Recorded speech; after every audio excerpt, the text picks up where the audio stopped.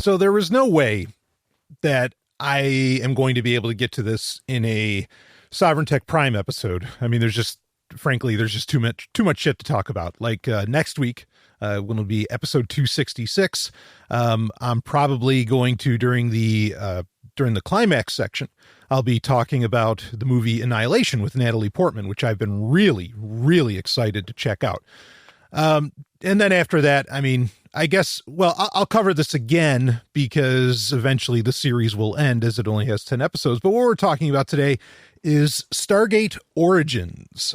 This is a web series that mainly only exists. I think you can watch the first 3 episodes for free if you go to their website, which is stargatecommand.co, not com, but co. I'll put a link in the show notes for that. But I think if you register there, you can get at least you can watch the first 3 episodes. It's not on YouTube. I'm sure somebody has already downloaded these and put them up on torrent sites and everything, and all of that's fine. Stargatecommand.co, I guess all right. Stargate Origins is a story that takes place in 1939, and it has to do with a very young Catherine Langford and her father, Paul Langford, who are the people that, when you see the beginning of the original 1994 film Stargate, they're the ones that discover the Stargate, that find it in Giza in Egypt. And this is about kind of their early adventures in studying the Stargate. Now, there will be spoiler alerts in this, there will be spoilers in this, I should say. So spoiler alert, because, we'll cover it, even though, in cases like this, I don't know where spoilers matter, because you know where it all ends up, right? I mean, because we know the movie, and we know, of course, the television series SG-1 and the ones that would follow, Atlantis and Universe, and then there was even the cartoon, was it Stargate Infinity? That was actually really cool. And if you want to watch those, though maybe Infinity's not on there, now that I think of it, but I have the DVDs of those of Infinity anyways. StargateCommand.co is actually it's a site that has a lot of blogs and other interesting multimedia style content and everything. But the main thing you can get out of it is its own streaming service for the Stargate franchise. And it does have SG-1, it does have Atlantis, it does have Stargate Universe, it has Arc of Truth and Continuum, the 2 TV movies, and of course it has the 1994 Stargate film. One of the things that it's missing, and I've reviewed StargateCommand.co in previous, I think it was a Patreon Q&A where I talked about it. One of the things it's missing is you can't watch the version of Children of the Gods, which is the first episode of SG-1. There's a director's cut to that, and then there's the original version. There's actually 3 versions of it, because there's the TV version, then there's the director's cut, which added a lot of different effects, and they actually used different cuts of a lot of scenes. I've talked about this before, but the thing it's missing is in the Showtime version that originally aired with SG-1 back in, what was this? Was that 1996 when SG-1 first started? Because was last year or 97? Yeah, it's 97 because last year was the 20th anniversary. Okay, back in 97 when it first aired on Showtime, which this is when Showtime was getting into their own content. And I don't think people realize just how seminal this was, that Showtime was doing their own content, and it was somewhat adult themed. They showed Xiaorei's tits, quite frankly. They strip her nude and everything. And as I've said, I get it that's there for a degree of eye candy, but it also really shows just how little, the way that she's treated shows how little the Goa'uld care about humanity. And so I think it had a narrative point as well. But anyway, we're not here to talk about that. Bottom line being, you can't see that version on StargateCommand.co. Actually, you can't find that version in many of the DVD releases anymore either.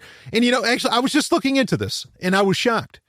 There is no Blu-ray release of SG-1. Not that I can find. It's all DVDs. There's the Blu-ray release, the complete series of Atlantis. There's Stargate Universe, in fact, was when that came out when Blu-rays were first hot. And this is when with Blu-rays, they were doing something really stupid where they were releasing half seasons on Blu-ray. Now I think you can buy the complete first season and the second season, but no SG-1 on Blu-ray. What in the goddamn hell? This is one of the most popular shows science fiction shows anyway, in history. And science fiction fans are, largely your Blu-ray purchasers, right? But anyway, you can watch all of them on at stargatecommand.co if you pay for the service. And I don't know exactly what the pricing structure is going to be, and they're not totally clear on it. I paid for it like when it first came out, pretty much the day that it came out, because I had signed up for it when they kind of pre-announced it. I paid $20 and it gave me, I think it ended up chalking up to like 6 months. My plan's good till like May or something, which it'll take about that, I think, actually, for Stargate Origins to come to an end, because like I said, it's a 10 episode. Each episode's approximately 10 minutes. Some are 12, some are 8. Each episode is about 10 minutes long, but it's a 10 episode series and a new one comes out every Thursday. But to talk a little bit more, just a quick, recap of StargateCommand.co. I love this. Like, I want, and as long as the price range stays the same, like if it's like $20 to $40, or if it's $20 for 6 months, or like say $40 a year, something along those lines, I'm totally okay with this. I mean, if it ended up being like a Netflix subscription where it's $10 a month or something like that, well, by value proposition, I think that would be a little ridiculous. Like that's too much. But for what it is, and for that price, I'm okay with that. And I really, really wish that more franchises would do this. And I guess Disney will kind of do this with Star Trek, with Star Wars. CBS could do it with Star Trek. Here's something that I noticed. Here's a flaw with CBS All Access, which was kind of my favorite streaming service up until this point when I came to this realization. So CBS All Access has all of the Star Trek series on it. And of course, that's the main way if you're in the US, and in the coming year in other countries, it'll be too. It's the way to watch Star Trek Discovery, right? They have all the other Star Trek series, but the versions of the original series that they play, which blows my mind, are the original, they're the non-enhanced versions. I think that kind of sucks. And it's kind of stupid because outside of buying the DVDs or Blu-rays, the only way to watch the enhanced versions of the original Star Trek, the original series, where you have the updated effects and everything, the Enterprise looks more modern, everything's looking sleeker and remastered and everything. The only way you could watch those is on CBS itself, on the actual network. Okay, not the streaming service. And so why they don't make that available somehow is mind-boggling to me.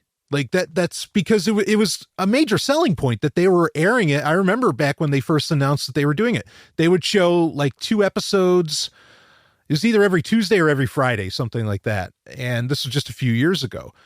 Why the hell wouldn't you do that? The one thing that I really, really want we're here to talk about Stargate, not Star Trek. But I'll just say this quickly. The one thing I really want is that the Sci-Fi Channel back in the late 90s, when they finally were when they got the rights to air Star Trek, the original series, they did Star Trek Special Edition. Yeah, they remastered it and kind of cleaned it up. They didn't do all the added effects like what would end up happening, what CBS would do with it later. But they had all of these unique interviews, and episodes were hosted like in between or after the commercials coming in and out of them. You would have a commentary from the cast, from like Nimoy, Shatner, and others. And then they'd have like a lot of the bit parts. I mean, some of the best Star Trek stories I've ever heard outside of conventions were told during those interview clips that were playing during when the Sci-Fi Channel first aired Star Trek Special Edition. I'd love to get my hands on those. Those are priceless. What a great presentation too that the Sci-Fi Channel did when they got that, because it's hard to believe, but before that they didn't have Star Trek and they were the fucking Sci-Fi Channel, right? But at least they made the deal happen, and man, did they pick up the ball and run with it. So anyway, I would be happy if there was a Star Trek streaming service alone, because I don't necessarily need everything else that CBS has, even though CBS All Access, has MacGyver, which of course, that's relevant to this because SG-1, of course, Richard Dean Anderson, who played MacGyver, would end up playing Colonel Jack O'Neill, one of the best roles of his life. And, they have the Twilight Zone and all the other stuff on there. But I really wouldn't mind more franchise-specific stuff, especially with the wealth of I don't want to say extracurricular, but extra content, not just videos, not just the streaming, but the wealth of like interviews and all this other stuff and even like podcasts and stuff that they do on this network, or on this site and through this portal, StargateCommand.co. I just think it's so cool, so slick. I really wish like the bigger universes, this would become far more of a trend, but enough about StargateCommand.co. So like I said, so far only the first 3 episodes of Stargate Origins, which is supposed to be one of the major selling points of StargateCommand.co, is that you're getting this new canon series. And let's be clear here that the creators of this make it a very important point to like talk about canon. I'll get into a review of Stargate Origins in a second, but before that, I want to talk a little bit about Stargate itself and just how seminal really it was for me. You know, I mentioned Star Trek. I mean, Star Trek is maybe the most seminal thing ever, followed by, I suppose, Star Wars. But SG-1 Stargate and maybe like Highlander would fall right after that. So the movie Stargate came out in 1994. I was a very... well, I don't know if impressionable is the right word, but I was a 13-year-old searching for a lot of things, partly because around that age, 13, 14, I don't think I saw that in theaters. I ended up seeing that on home video. So I probably would have been closer to 14 when it happened. But this was a time of real transition for me because my parents were switching from Judaism to Christianity, particularly Seventh-day Adventism as far as Christianity goes. And, looking back on it, when you sort of get told that the fundamental truths that you've been brought up with are actually fungible and that they can change, or that there's expansion, or that there's more, or something like that, like the idea of introducing the New Testament to a little Jewish boy, that fucks with your head, and I mean, I'm not going to tell the story of how all that went down, but anyway, it does fuck with your head. And seeing Stargate, which, first off, that movie, well, I mean, that movie is kind of history making for a few reasons. One is, I think it was the first film to ever have a website, which that's pretty amazing. Like, that's a claim to fame. Maybe not the best website ever. That would probably go to Space Jam. I mean, this was a genuinely great film. And I think most people recognize it for that. It's great adventure. It has a great premise, not necessarily an original one. It would be based off of the works of, say, Eric von Daniken or Zecharia Sitchin and the like, the ancient astronaut theory or ancient alien theory, if you want to go with the more modern use of the term, and or version of the term. And, like this was a big deal. And watching it, and seeing not so much Colonel O'Neill, played by Kurt Russell, in it, but James Spader as Daniel Jackson, like that character really sticks with you. And when you end up, 3 years later, and you end up with Stargate SG-1, which was, interestingly, this would be 97 and I was 16. And SG-1 was a lot more seminal for me even than the movie. But when you get to that, and then you have Michael Shank's portrayal of Daniel Jackson, I mean, this is such, like, as much as I ever wanted to be Captain Kirk or Ric Flair, like, Daniel Jackson was just as much one of those characters that, like, wow, I want to be that badly. I mean, like, really badly. And I remember when I had first heard, I mean, there's only 3 years between, the movie's release and the release of SG-1. I remember when I had first heard, because at the time, I think maybe it was Cinescape magazine was kind of the big one. Could have been Starlog, one of those.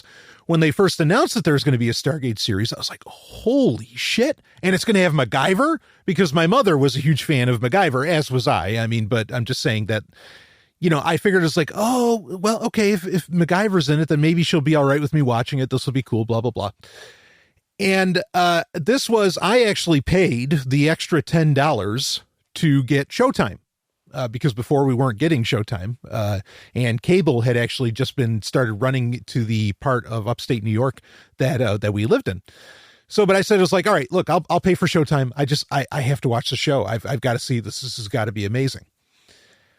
And that whole time frame was a time frame where I first experienced the works of Eric von Daniken, like Chariots of the Gods. And not uninterestingly, an Adventist pastor that I knew actually talked about Chariots of the Gods, talked about Eric von Daniken's work. So I was sort of exposed. It was kind of a perfect storm of Stargate and then being exposed to the same ideas, like even to in the church that I was going to.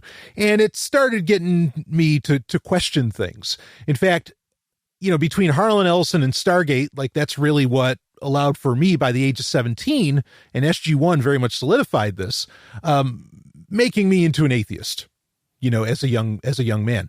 And later on, of course, I would fall back into religiosity, unfortunately, and then, my mind would get set free again.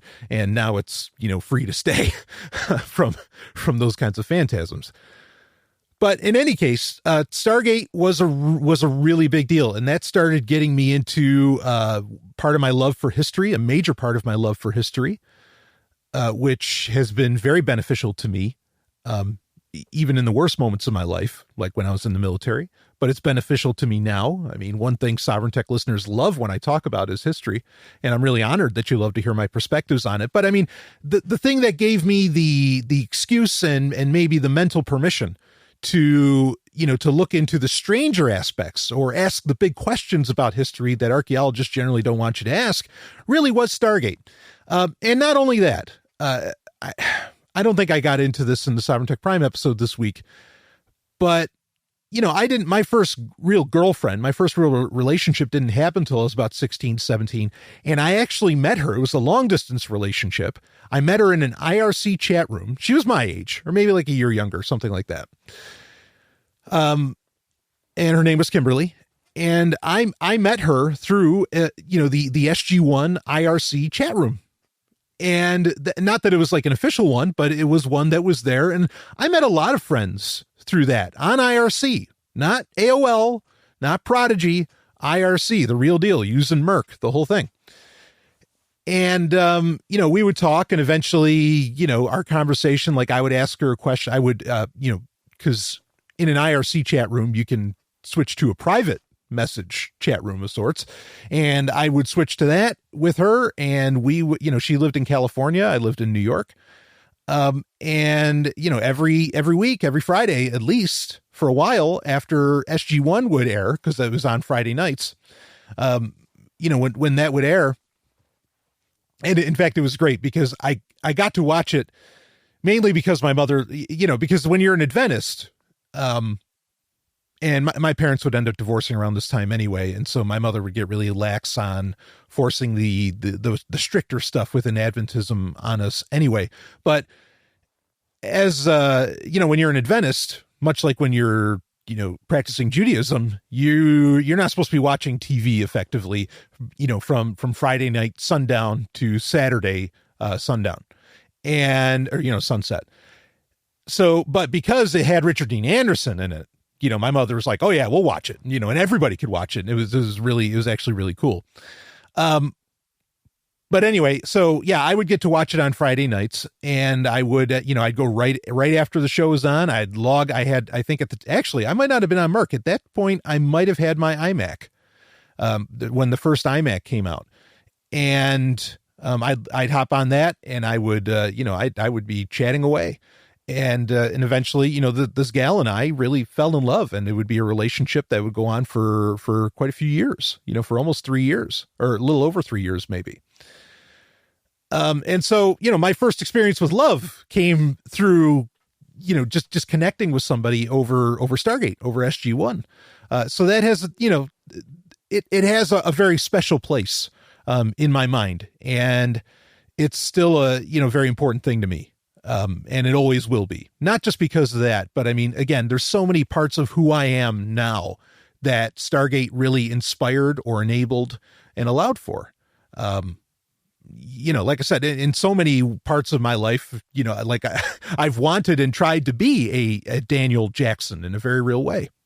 And that really speaks to the power of fiction and why I think fiction is so important, because it can inspire, it can display the best of us, and it can allow us to, it can let our imaginations run wild. And so I think in that sense, it brings out the very best in the human condition in general. And I think that's why it's so important. And it really allows us to maybe bring those parts of the human condition into reality.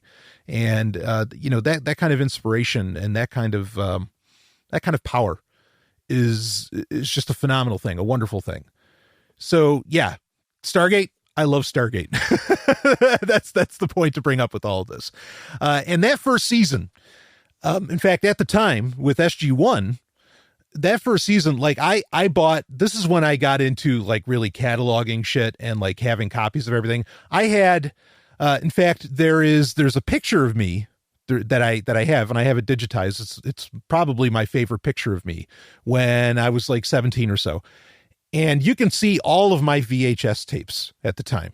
And I was making like this really professional, like I would, when you're recording with VHS, you had the options of, you had your, what is it, TDK 120 tapes or something. You could record in different levels of quality, right? What was it? SP, LP, and EP, or I think that like extended play, whatever. And I would record these, like I would go to, I'd go to Walmart and I'd buy the best quality TDK VHS recording tapes that I could get. And I would do 2 episodes per tape, because like that's all that could fit on a tape. And because I do it in SP quality in the highest quality possible. Like I was really archiving this show fucking mattered to me, and I would watch those tapes over and over and over again. So particularly like the first couple seasons I did this with, and those, like I remember those episodes very, very well. Like I have a lot of them almost memorized word for word, especially those first couple seasons. First season even more so, because again, I would just keep watching it and watching it and watching it. In fact, at the time I was talking with a guy, he had a website called The Seventh Symbol, and we were going to talk about doing a Stargate encyclopedia. Before there was any kind of Wikipedia or anything like that, we were devising, and I even wrote up some of the articles for it. I don't know that the site still exists, but The Seventh Symbol was a very popular website at the time, and I was actually writing the encyclopedia entries for it, for the boomsticks and the death gliders and everything else. I was writing all of that, and that was so much fun to do. I love the, kind of putting together fictional encyclopedias like that. And in fact, they're still to this day, my favorite books are these encyclopedias and technical manuals for fictional realms. So anyway, I know these episodes very well, and that's actually important when we get to Stargate Origins, which we will talk about now.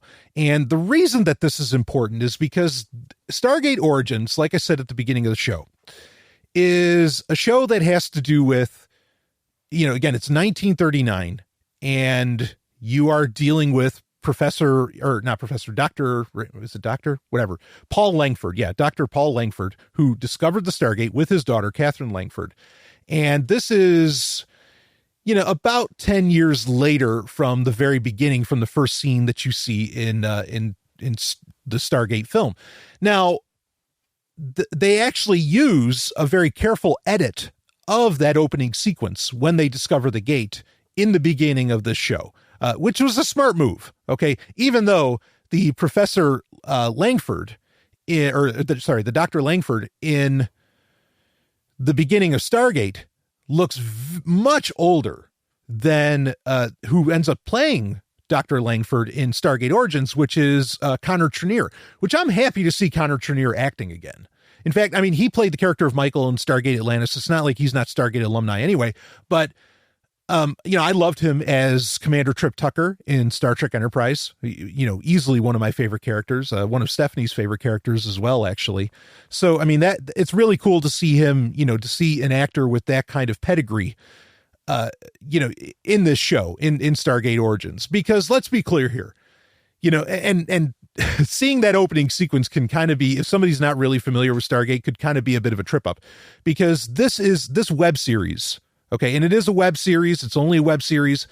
Again, 10 episodes, approximately 10 minutes per episode. And that's, at least as far as we know so far, that's all we're going to get. And we'll talk about it more, but I think this might be like a singularly encapsulated series. Like, I don't know that there's going to be a season 2 of any kind. I could see where they could make a season 2, depending upon what they cover in season 1 here. but they're not even really calling it season 1. So I get the sense this is very much a one-off.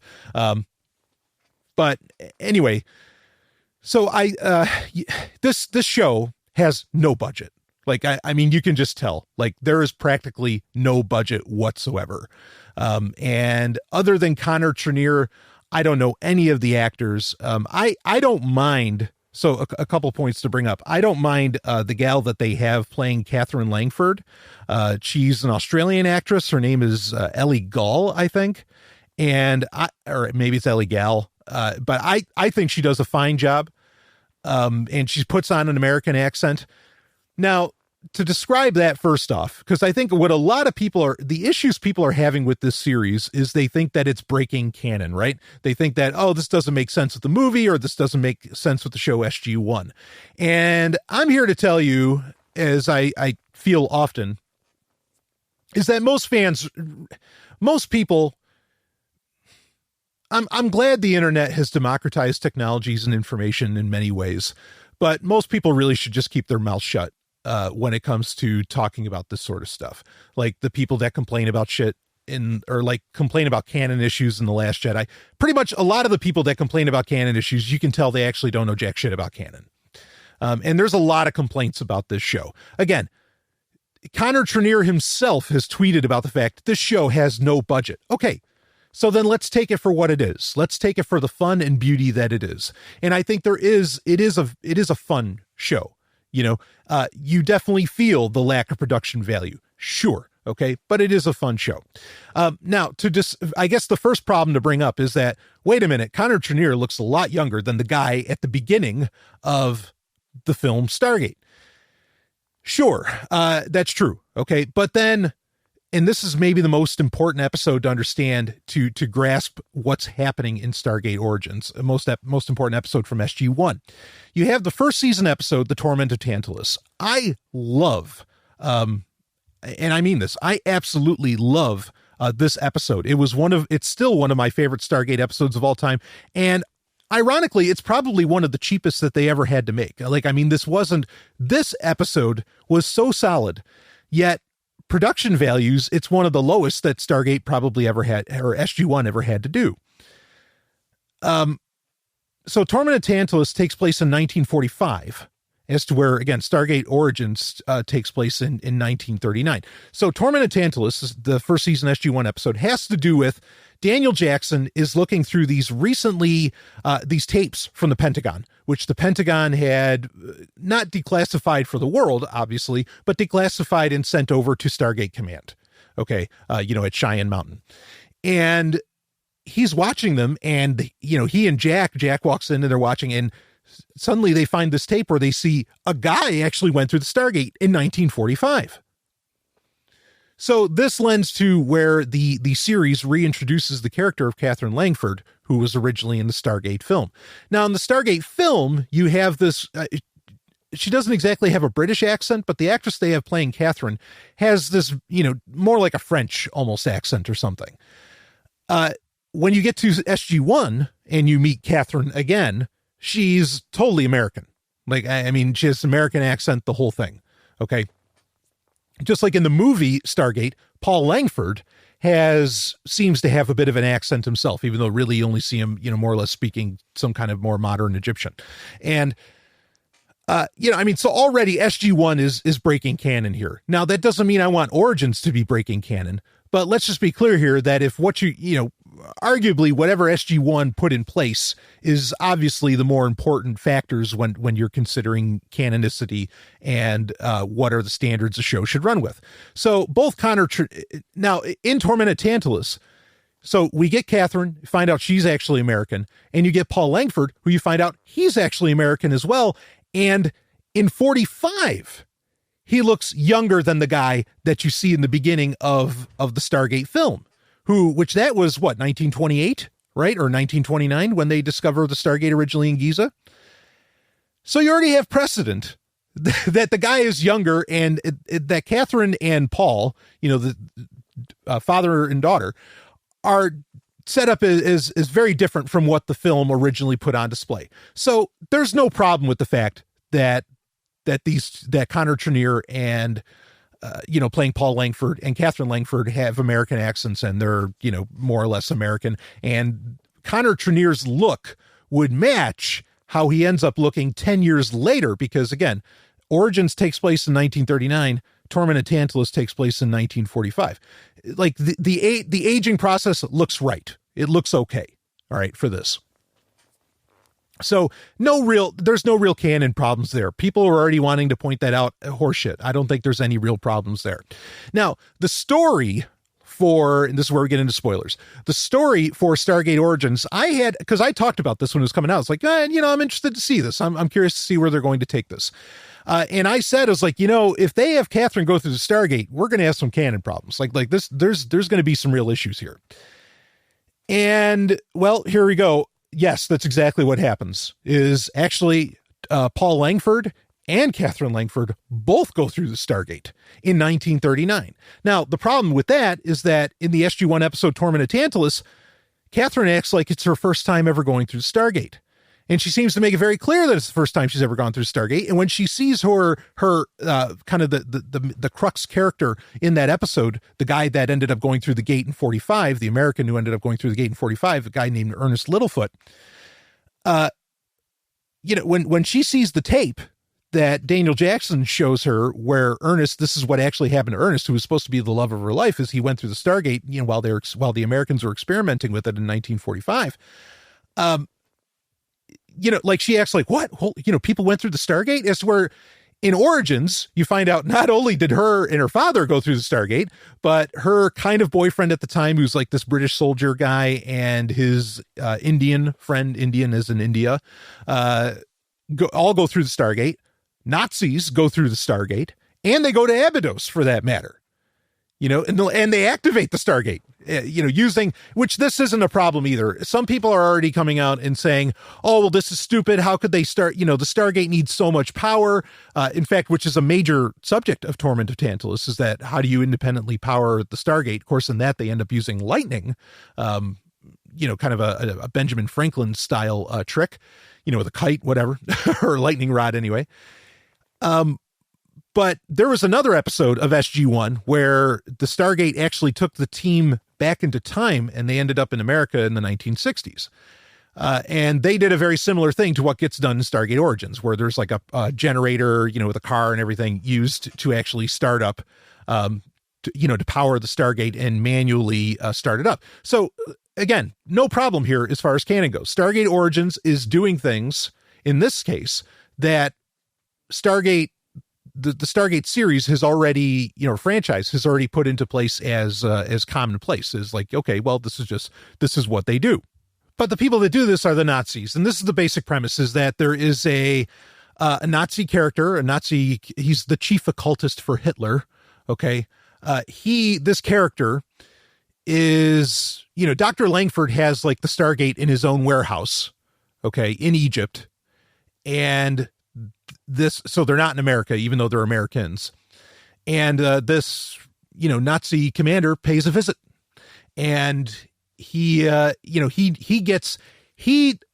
so some interesting things. One is that apparently this chief occultist found, they did expeditions in Giza, not where they found the actual, not where they found the Stargate, but they found the dial home device. They found the DHD. And so that's an interesting thing to point out. I don't know if that's going to be a plot point necessarily, even though, like I said, they do go through the Stargate in this, and they go to Abydos and they see the DHD there. But anyway, we'll get to that in a second. But so this guy, and he's found other like hieroglyphs and everything that pretty much tell him, okay, like he's figured out how to get to Abydos, and he's figured out what the gate actually does, that it does take you to another world. So he has an interest in it, and he ends up using it. And again, we're only talking about the first 3 episodes here. There's 7 more to go, and I will review the entire series at a later point. I'm probably not going to review it like one at a time, just because it's only a 10-minute episode, and I don't know how much there really is to say in that sense. But this will all chalk up to effectively being a movie, and maybe they'll sell the Blu-ray of it, and I think that'd be a fine idea, and I would buy it.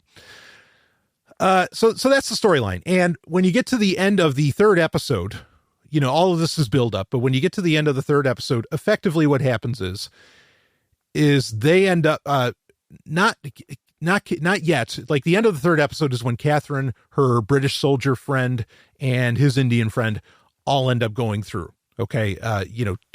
Restarting the Stargate and going through it, because originally Catherine had been kind of like held captive by these Nazis. But before that, the Nazi commander puts Dr. Langford through, and then he has a videographer with him, this Nazi woman, a videographer with him, and a few soldiers, and they go through to Abydos. Okay. And it's so again, the show has no budget. Okay. So the temple that they end up going through, and granted, this is 1939 as to where the Stargate film, the events are supposedly actually happening more or less in 1994. So you have, 60 years or so, approximately between this time frame. And here's where I think a lot of people see, suddenly there's this, really interesting, godlike character, what you assume is a Gould, even though they never pull off the eye glow, which would have been a very easy thing. And I can't imagine that's a hard effect to do, but they never really do it. And this goddess, actually, it's a woman, is carrying a baby, and which I think people might find weird. This is where some of the more canon issues come in, because Gould don't birth babies. They birth, the little larval or like the snake-like creatures that them from SG-1, right? So you'd say, well, this baby is some kind of like that's not right. They're breaking canon or something. Well, hold on. We'll explain, what happens here. But anyway, she does use, like the palm weapon that the Gould, you see them use often in the Stargate series or in the Stargate franchise, but it actually ends up killing the guy. Okay. Now, normally the palm weapon doesn't kill somebody. It just like throws them against the wall, and you see this like force effect or this, sonic field effect, which they pulled that off. And also they did pull off the effect of showing the Stargate. In fact, they even showed the backwash, which was a kind of a nice touch, because SG-1 would stop showing the backwash, which was a far more impressive effect. I thought, at least in the movie anyway, when they would show it, than any other effect with the Stargate. So, I mean, yeah, when I say they had no budget, pretty much they had no budget. Like by comparison, relatively, they had no budget. I mean, obviously they were able to do some effects, and it is a new Stargate effect. They didn't just recycle, they didn't recycle shots from SG-1 or something. So anyway, who is this goddess character? It would appear that she's a Gould, since she can, since she has that kind of technology and can use it, because the argument goes is that only Gould can use their own technology, right? That gets established, like with the Core Eye in season 1 of SG-1. And also in the episode Thor's Hammer, when they visit Thor, and there's the character there who, had her Gould removed, but she could still use the technology, because she had the encounter with a Gould, or, because she was inhabited by a Gould at one point. But that's where episode 3 just like ends. Okay. And the goddess involved, I mean, actually, I have to give the show a little bit of credit. They're not steering clear of sex, of talking about sex, of being a little sexy. Like you're almost getting some side boob with this goddess that you see. And, other than, I mean, that's where episode 3 ends. Between 1 and 3, it's just, there's a lot of like, I guess what would be exposition. I mean, there's just a lot of explanation. Either the Nazis are talking, or Dr. Langford is explaining things, or Catherine is hitting on her British soldier boyfriend, whatever.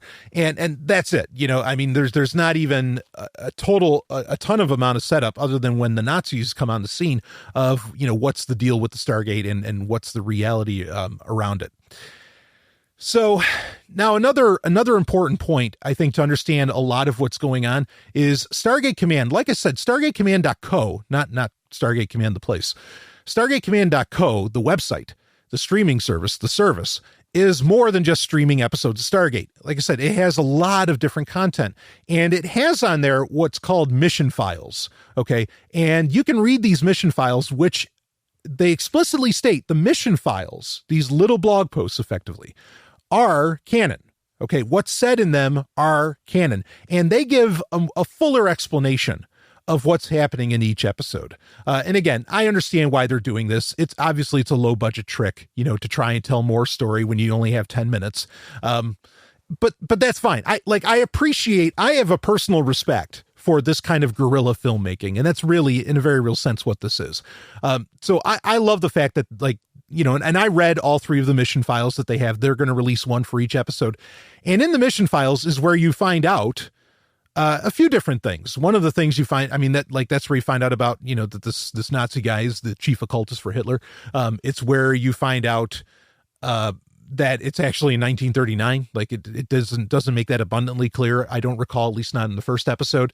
And it's also, I mean, you know, it's later on after finding the gate in Giza, but you didn't exactly know how long, or you didn't know the exact year, I think, because I think it says like maybe 10 years later, but it's actually more like 11, I think. So anyway, this is also where you find out who that goddess is that you encounter in episode 3. And it is the goddess Aset. And Aset is well, you find out a lot about her, okay? Because as a Goa'uld, and she is a Goa'uld, you find out she's not so much the warmonger that other Goa'ulds are. Ra is still in power, and Ra has actually made her the governess of Abydos, okay? Again, none of this is I mean, and maybe it'll be explained in episode 4, but it's not explained in episode 3. You don't even know if it's Abydos that they're on, you know, until you read the mission file for episode 3. But yes, it is Abydos that they go to, and the goddess is Aset, and they describe her. They say that she does a lot of, like, she's a scientist and an engineer. She's not a warmonger. And so she does a lot of exploration and, like, you know, maybe genetic engineering and a lot of this other shit. So that explains why she has the modified palm weapon that actually kills, and not just, you know, kills with the sonic force of it, and doesn't just send people, you know, flying against the wall. It actually kills them. So that explains that. And it may explain the baby. Okay. Like, it may explain why she's holding a baby. Maybe she's created a new birthing process or something. And the mission file for episode 3 at the end of it says that, you know, like, if it was anybody, it more or less says if it was anybody, any other Goa'uld that was there, they probably would have killed the Nazis, and they would have killed, you know, Dr. Langford. But it says that Aset thinks that maybe she can use these people for her own ends. So whatever the hell that means. I mean, you know, I don't know if they're going to put Catherine through breeding program or something. Hell, I mean, that would be interesting, but you know, whatever they end up doing. But again, the show doesn't really explain all of this. You only get it when you read the mission files. I don't mind that, because, like I said, I like this idea of it being a multimedia experience, that you need to read about things. Then you can watch the show, and then maybe you want to know more about this and this and this. And the idea that there's someone else in charge of Abydos, and why you're not seeing Ra so much or whatever else, like, all of that kind of fits in fine. I don't have any real problem with that. Like, I don't see any issue here. And I think it's an intriguing, you know, premise overall. Obviously what you see on Abydos, the temple and all that, like I said, the show has no budget. It doesn't look anything like what was in the 94 Stargate film. It doesn't, you know, and what it looks like isn't very impressive either. Everything, the sets are obviously very small. Everything is very tiny. In fact, I saw an interview that they did with Connor Trenier, that's available on StargateCommand.co. And it seemed like they really only had like one soundstage. So they had they had very little space and a lot of different sets that they had to, you know, take advantage of or create within this, you know, singular soundstage. I mean, that's a pain in the ass. I have some familiarity with that process, and that sucks. If you can't have multiple stages for a show, where, especially when you're going off planet and all this different stuff, I mean, you are in for a terrible fucking time. You know, I mean, so kudos again. I just, like, I'm really in love.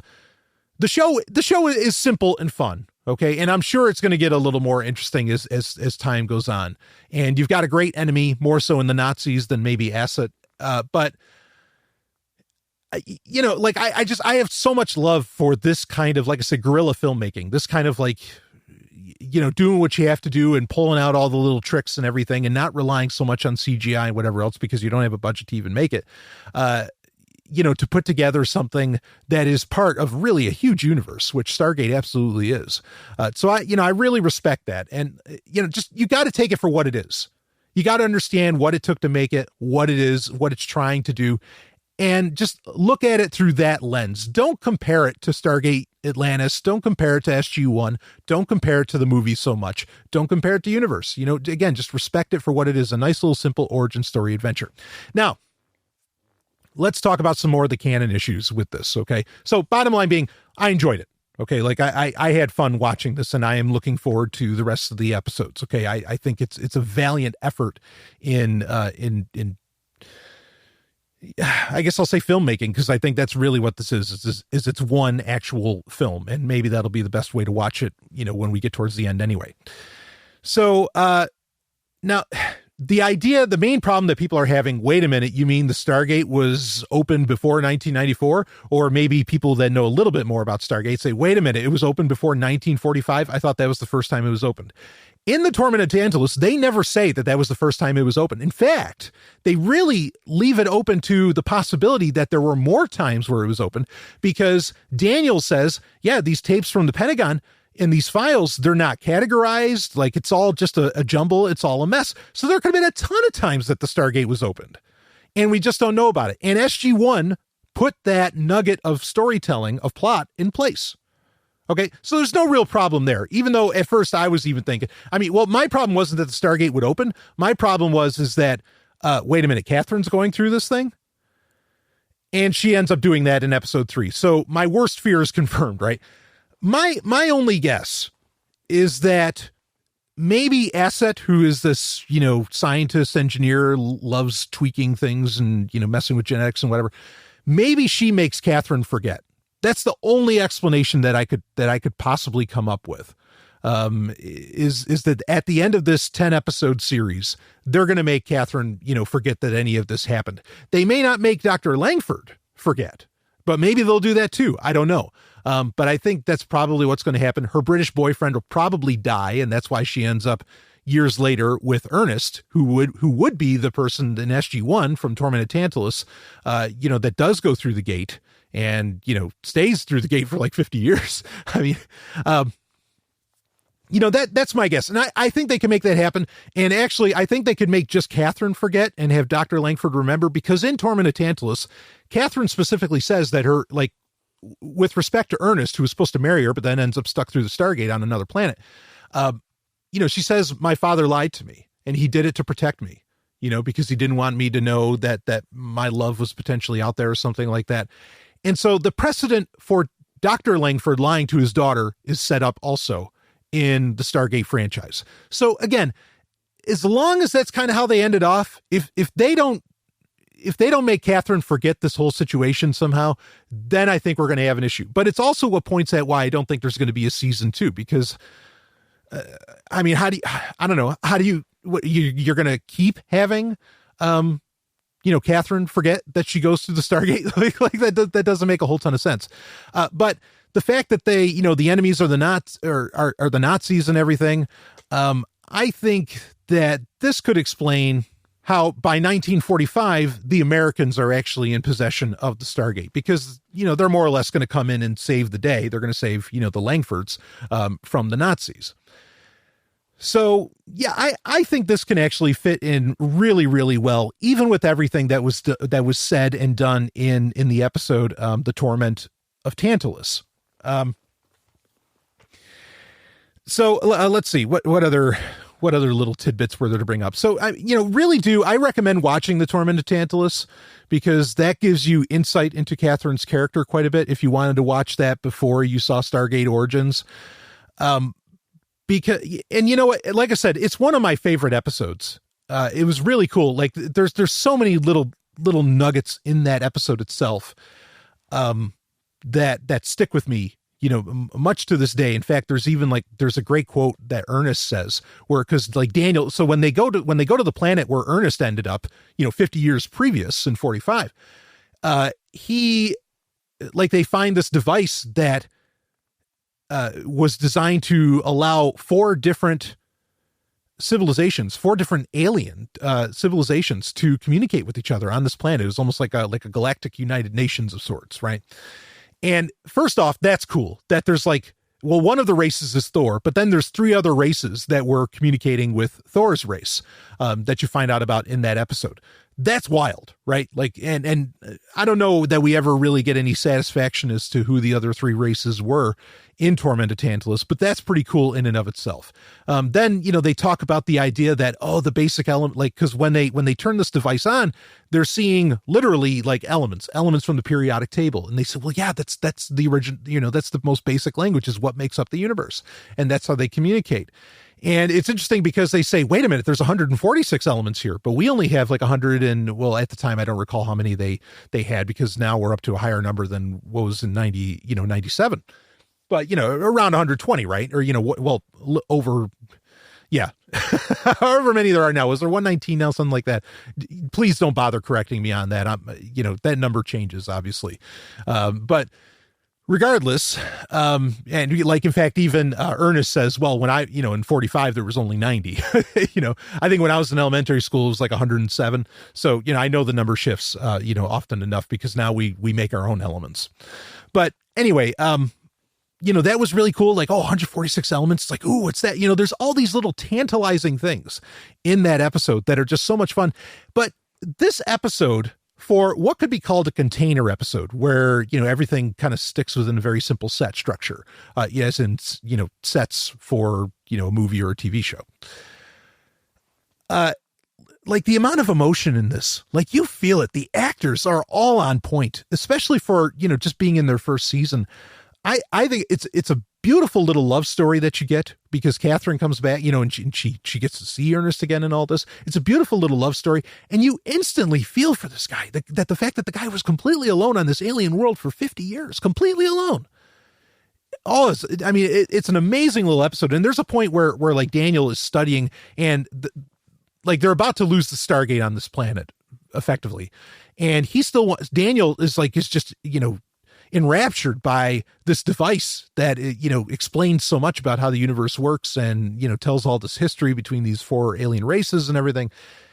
And he eventually, like, he wants to stay. And even though they're about to lose the Stargate and all this stuff, he's like, well, I'll unbury it. I'll figure it out. I'll get back to you. Don't worry. I got to stay with this device. And the character of Ernest says to him, it's just one of the most beautiful quotes ever. I've remembered it throughout my whole life. No prize is ever worth attaining if you can't share it. There's no point. Believe me, I know. Oh man. And that's the real beauty of Stargate is, the characters are always the power of Stargate. And that's why Stargate Origins might actually work, because as long as the characters can capture you, which they haven't exactly captured me yet, but I do love Catherine Langford.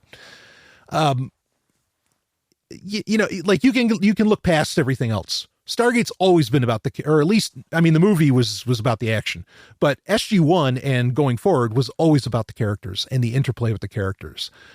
But I love that line, because, that has such a powerful statement to it, because we are social creatures. We're individuals, like we were talking about. Now we can biologically show just how much we're individuals, more so than anything.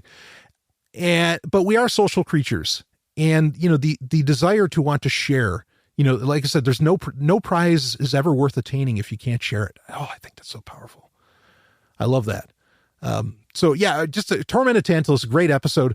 But again, point being with that is that there's nothing about Stargate Origins that can't somehow cleverly, and it doesn't even have to be very clever, but that can't cleverly fit in with Origins with Tormented Tantalus.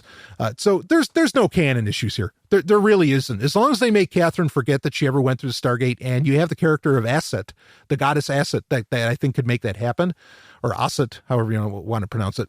I think that would, I think it'll be fine. So this is cool. I recommend checking it out. I thought that it was fun.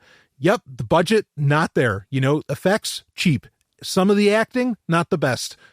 Doesn't matter. It's a good time. Okay. And how much time is it taking away from you? 10 minutes every Thursday, please. Is it worth $20? On its own? Yeah, actually, on its own, I think it would be, because it's Stargate. And if they released a Blu-ray and the Blu-ray was $20, I'd buy it for $20.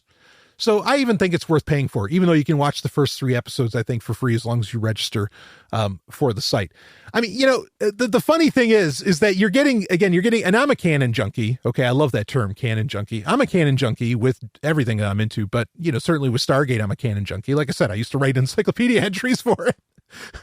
but I'm a canon junkie, and the other supposed canon junkies on Twitter, I mean, they're morons. Like, if you think what's happening in Stargate Origins is unbelievable, no, let me tell you what's unbelievable. In Tormented Tantalus, which is where you're saying is that Origins doesn't make sense, which I think I just showed, no, it certainly can make sense, and it does make sense, and it makes more sense out of Origins than anything else. The fact that Daniel Jackson gets a VHS tape of Pentagon footage out of Cheyenne Mountain, that's unbelievable. Everything else is, I mean... Everything else in Stargate Origins, like, pales in comparison to unbelievability to that. There is no way in fucking hell. And I know, okay, like, I know personally, there's no way in fucking hell you're getting a VHS tape outside of a military installation like that to show somebody at their home. Bullshit. Like, just no way. It's not happening. So, if you want to talk about unbelievability, well, SG-1's really the one with all the unbelievability in this. Give me a fucking break. Okay. So I enjoyed Stargate Origins. I liked it. And I look forward to seeing what they do with the other 7 episodes of the series. And I'll do a full review of the series when it's all said and done. It'll probably be Patreon content, or maybe I'll make it, maybe at that point I can talk about it on the Sovereign Tech Prime episode. But I'm all for, the Stargate saga being forwarded, being continued, and more going out there. Not that there isn't great stuff outside of it. There's an entire literal cottage industry entirely around the Stargate Stargate universe, or the Stargate franchise. Book, novels, short stories, and all this that do fairly good money. In fact, it's one of the because it's a relatively independent operation, and it's just a beautiful, you should read about it. It's really something, and read the books. The books are tremendous. And they do everything, Universe, SG-1, Atlantis. I mean, it's a great time, and they bring all the characters together. Big Finish Productions, who they do like Blake 7 and Highlander, and they've done a bunch of different series as far as like these audio plays, this audio theater. They did SG-1 audio theater and Atlantis audio theater, both of which were also fantastic. But there's this beautiful little cottage, novel, cottage industry around novels for the Stargate franchise that I love it because, they're not HarperCollins, right? They're not Hatchet. They're not Rock or Tor Books or whatever. It's just this little book company that does just enough money to pay a few authors and to make it successful enough. I mean, that this is how people make a living. I think that's beautiful. Just a little industry. They're not doing money hand over fist, but they're living comfortable lives just off of the Stargate franchise. I think that's beautiful. And so I love the fact that StargateCommand.co is, kind of building on top of that. And, they're having fun making little series and seeing if there's still interest in it. And so I implore you to go ahead, register for the site, and, use bullshit info if you want, but give the site the views that obviously they're looking for. And maybe we can get something more out of this. Maybe it won't be Origins season 2. Maybe it'll be something bigger. Maybe we can, I don't know. I mean, and there's the comic books also for Stargate. Like there's the comic book that's finishing off the storyline for Stargate Universe, which we never got a finisher for that, but we will in comic book form. Stargate is just this beautiful little franchise that should have never really taken off past that movie, that great movie, but it did, and it kept on going, and the fans really keep it alive. So why don't you help, keep it alive? And I recommend checking this out and watching it.